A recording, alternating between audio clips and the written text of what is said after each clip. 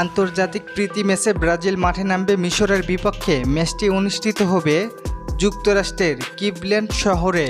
এই ম্যাচটি দুই দলের জন্যই 2026 বিশ্বকাপ শুরুর আগে শেষ বড় প্রস্তুতি ম্যাচ। বিশ্বকাপের আগে নতুন কোচ কার্লো আনচেলত্তি দলকে আরও শক্তিশালীভাবে গুছিয়ে নেওয়ার সুযোগ পাবেন এই ম্যাচে। তবে খারাপ খবর হলো ইনজুরির কারণে মিশরের বিপক্ষে ম্যাচটি মিস করবেন নেইমার। অপরদিকে মিশরও শক্তিশালী স্কোয়াড নিয়ে মাঠে নামবে। দলের নেতৃত্বে থাকবেন মোহাম্মদ সালাহ, তার সাথে আক্রমণ ভাগে থাকবেন ওমান মারমুশ, যিনি সাম্প্রতিক মৌসুমে দুর্দান্ত পারফরমেন্স করছেন।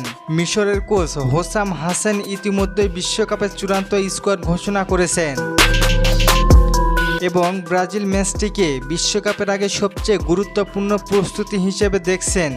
ইতিহাসের দিকে তাকালে ব্রাজিল ও মিশর কয়েকবার মুখোমুখি হয়েছে এবং বেশিরভাগ ম্যাচই ব্রাজিল জয় পেয়েছে। 2009 সালে কনফেডারেশন কাপে 4-3 গোলে এবং 2011 সালে প্রীতি ম্যাচে 2-0 গোলে। এবারও ব্রাজিল এগিয়ে থাকবে মিশরের বিপক্ষে।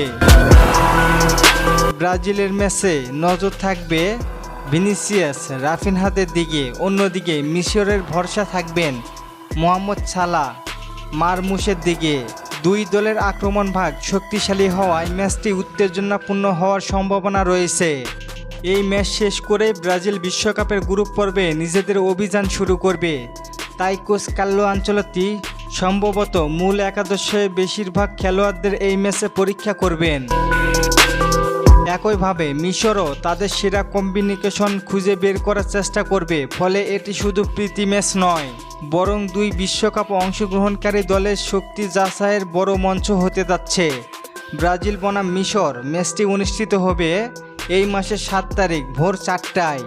কি মনে হয়, ব্রাজিল কি জিততে পারবে মিশরের বিপক্ষে? জানিয়ে দিন কমেন্ট করে। আর চলেন আপনাদের কমেন্টগুলো দেখে আসি। এক ভাই প্রশ্ন করেছেন, এই টিম নিয়ে বিশ্বকাপ জেতা সম্ভব? অবশ্যই ভাই। রাসেল ভাই প্রশ্ন করেছেন, বিশ্বকাপ খেলা কিভাবে দেখব? ভাই ইউটিউব থেকে।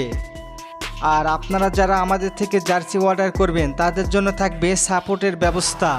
ইউটিউব, টিকটক বা ফেসবুকে যেখানে আইডিয়া থাকবে আপনার, সেখানে আপনাকে সাপোর্ট দেওয়া হবে। ধন্যবাদ সবাইকে প্রশ্ন করার জন্য। আর ফুটবলকে নিয়ে নতুন কোনো প্রশ্ন থাকলে করতে পারেন, পরবর্তী ভিডিওতে রিপ্লাই করব। ধন্যবাদ।